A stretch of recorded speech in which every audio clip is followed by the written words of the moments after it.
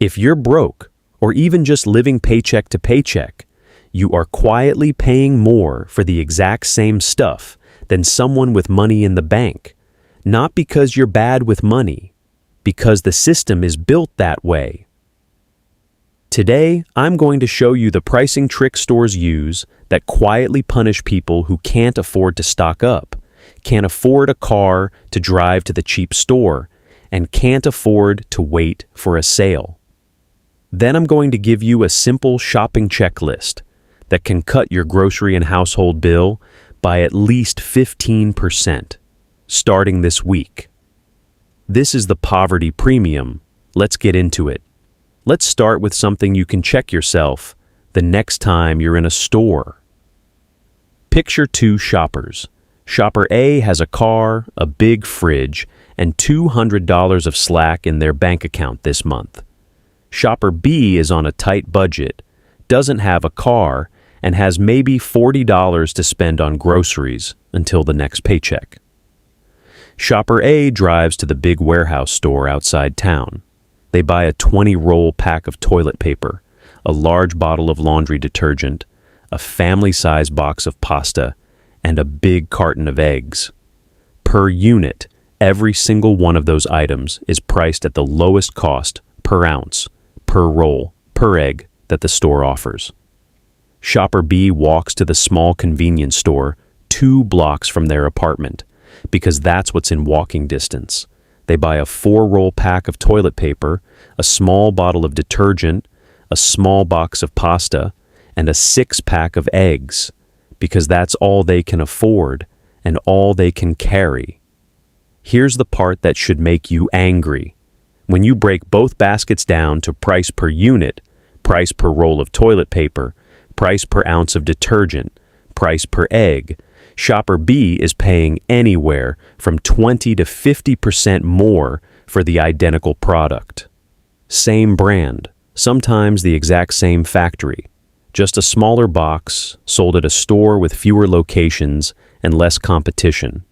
This isn't a coincidence, and it isn't Shopper B's fault. It has a name.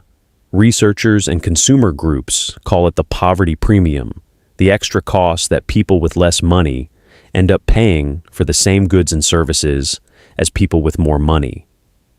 It shows up in groceries, it shows up in insurance, it shows up in phone plans, and it shows up hardest in the neighborhoods that can least afford it. So let's break down exactly how it works, item by item, so you can start spotting it yourself. Trick 1. Single serve and small pack pricing. This is the most common one, and it's everywhere. Stores know that people with less cash on hand can only afford small amounts at a time. So they take the same product, break it into a tiny package, and charge a premium for the convenience of buying less. Think about it with something simple, like rice or oats. A 10-pound bag might cost you 30 cents a pound, but a small single-serve pack of the same brand, the kind sold at a corner store, can run you $1 or more per pound. That's not a small gap, that's 3, 4, sometimes 5 times the price for the identical product. The store isn't lying to you. The small pack really does cost more to produce per unit because of the extra packaging. But the markup goes way beyond the cost of a little extra plastic. It's priced that way because the store knows the customer buying the small pack often doesn't have the cash, the storage space, or the transportation to buy the big one. If you've ever had to buy a 2-dose bottle of pain reliever instead of the 100-count bottle because that's what you could afford that week, you've paid the single-serve tax. Trick 2. The neighborhood markup. Here's a stat that surprises a lot of people.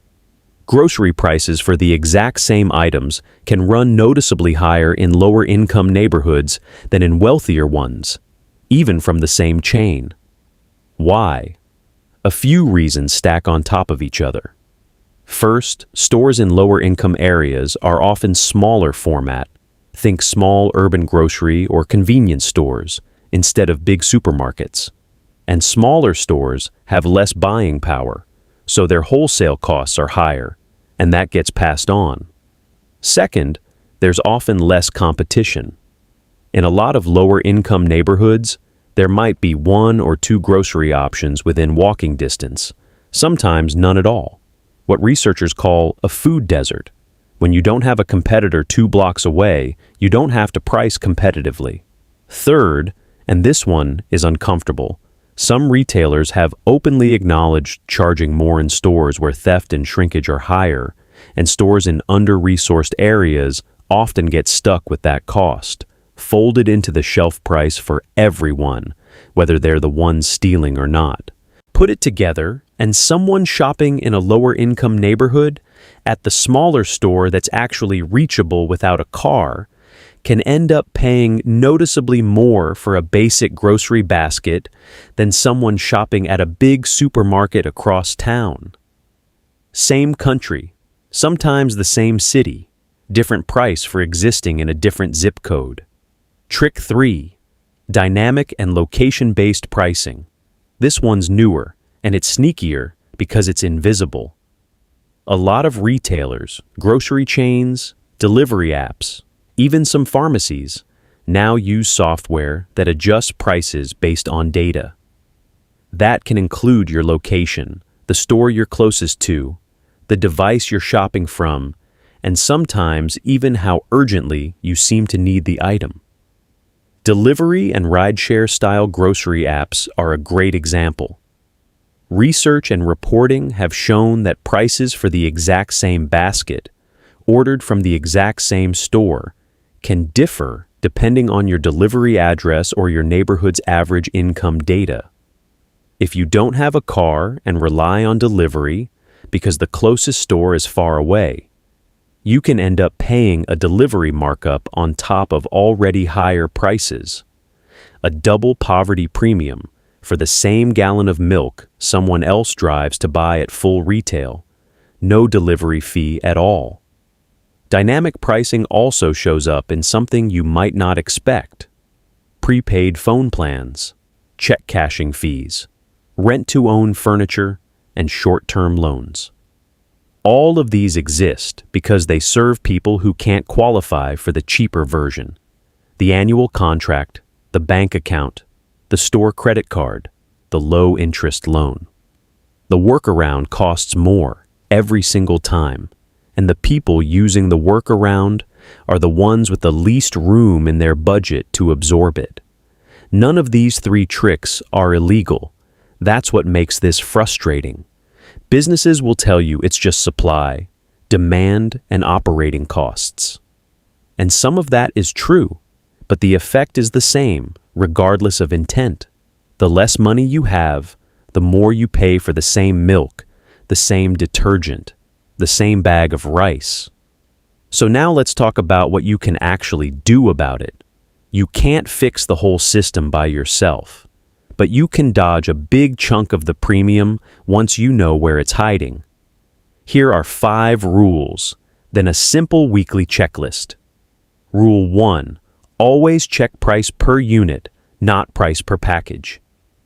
Most stores are required to post a small unit price tag on the shelf, usually price per ounce, per pound, or per 100 sheets.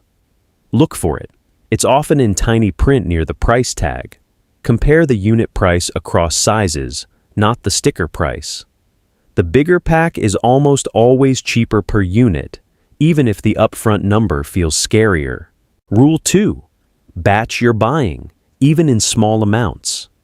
If you can't afford the giant pack today, you can still beat the single-serve tax. Split a bulk pack with a neighbor, a family member, or a roommate. 2 households splitting a large pack of toilet paper or a big bag of rice still each pay less per unit than either one buying the small pack alone. Rule 3. Compare your local store to at least one other option monthly. Once a month, check prices at a different store, even just by looking at their app or website. If there's a noticeable gap on your regular items, it may be worth an occasional trip, or worth using that price to ask your usual store about matching. Rule 4. If you use delivery apps, Check the in-store price first.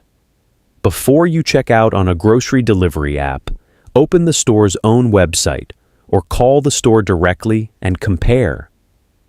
If there's a markup, order for pickup instead of delivery when you can, even if it means a short walk or a bus ride. That gap alone can be 5 to 15% on some platforms. Rule 5.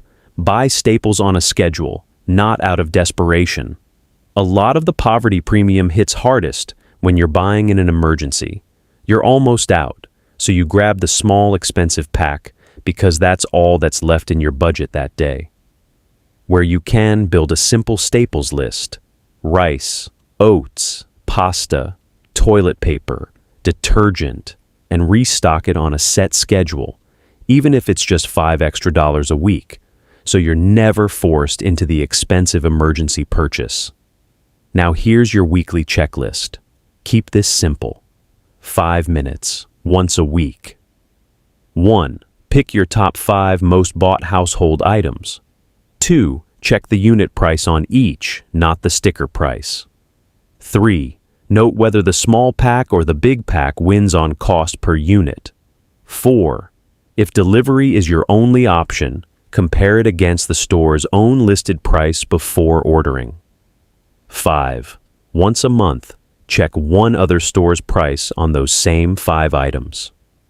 Do this consistently, and most households find they can cut 15 to 25% off their regular spending on groceries and household basics. Not by spending less on what they need, but by stopping the invisible markup on how they were buying it. The poverty premium isn't your fault, and it's not a personal failure. It's a pricing structure that quietly assumes people with less money will keep paying more because most people never check. You just did the one thing that breaks that assumption. You checked. If this helped you spot a price trick you didn't know about, subscribe for more videos that break down exactly how money moves and where it's quietly being taken from you without you noticing. See you in the next one.